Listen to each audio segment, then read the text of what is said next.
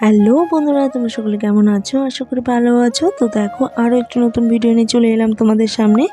আশা করি ভালো লাগবে। তো এই যে সকাল সকাল রেডি হয়ে গেছি, মেয়ে গেছে স্কুলে, আর বাড়িতে বড় নেই, বড় গেছে একটু দরকারে কাজে। আর এদিকে আমি মাকে নিয়ে যাব ডক্টরের কাছে। তো এর অনেক আগে দেখেছো ভিডিওটা, যে মাকে অনেক কিছু টেস্ট করানো হয়েছে। তো টেস্টের রিপোর্টগুলো এসেছে, সে কারণে ডক্টরকে দেখিয়ে নিব। তো যে ডক্টরকে দেখাতাম সেই ডক্টরের কাছেই যাব, তবে নার্সিংহোমটা একটু চেঞ্জ হবে। চেঞ্জ বলতে আগে তো মলয় চক্রবর্তীকে দেখানো হয়েছে, যেহেতু নার্ভের জন্য।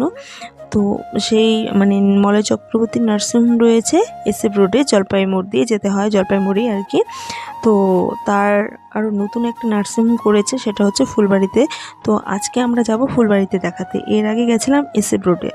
তো ফুলবাড়িতে আমাদের সুবিধা হবে, কিন্তু যাতায়াতের একটু সমস্যা রয়েছে, সে কারণে টোটো রিজার্ভ করে নিয়েছি। তো এই দাদাই আমাদেরকে নিয়ে যাবে সেখানে।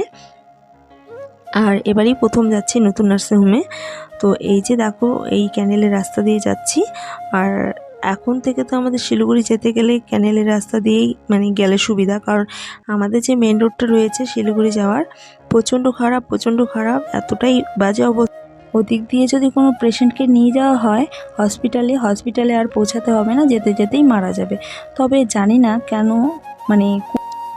না কেন এই সমস্ত ব্যাপারগুলো চোখে পড়ে না। সবথেকে বড় ব্যাপার, আমবাড়ি থেকে শিলিগুড়ি যেতে গেলে যে একটা মাঝখানে স্কুল রয়েছে, ইংলিশ মিডিয়াম। তবে ওই স্কুলে যে বাচ্চারা আসে না, অনেক কষ্ট করে আসে। এত ধুলো, এত রাস্তা খারাপ, যারা বাইকে আসে তাদের তো প্রচণ্ড রিস্ক, কারণ একেতে বড় বড় ডাম্পার আর ভাঙাচোরা রাস্তা, প্রচণ্ড ধুলা। বাচ্চারাও যে এতটা রিস্কে স্কুলে আসে, এ সমস্ত ব্যাপারগুলো দেখা একান্তভাবে উচিত। যারাই কাজটা করুক না কেন, যত তাড়াতাড়ি সম্ভব এই কাজটা সম্পূর্ণ করার চেষ্টা করা উচিত। আর ভোট এসে গেছে, ভোট চলে গেছে, সে কারণে যে বসে থাকবো সেটা তো নয়।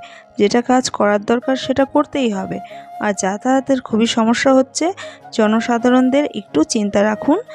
তো দেখো, কথা বলতে বলতে চলে এসেছি নার্সিংহোমে। আর নার্সিংহোমে একটা সুবিধা রয়েছে, এই যে একদম গেটের সামনে গাড়ি ঢুকিয়ে দিতে পারবে। তো পৌঁছেও গেছি, ডক্টর দেখানো হয়ে গেছে, সমস্ত রিপোর্ট ঠিকই রয়েছে। তবে মাকে বলেছে একটু হাঁটা চলা ব্যায়াম করতে, কিন্তু মা আমার কথা শুনে না। মা ভাবে যে ওষুধ খেলেই ঠিক হয়ে যাবে, সেটা একদমই না। মাকে বুঝাচ্ছিলাম, আর বুঝাতে বুঝাতে দেখো কতটা রাত্রি হয়ে গেছে। অনেক সকালে গেছিলাম। তো মলয় চক্রবর্তীকে দেখানো হয়েছে, তিনি আবার অন্য ডক্টরকে রেফার করেছেন। আর তিনি বসেন 5টার দিকে, সেই নার্সিংহোমেই বসেন, সে কারণে অনেকটা লেট হয়ে গেছে। তো বন্ধুরা, ভালো থেকো, বাই বাই, গুড নাইট।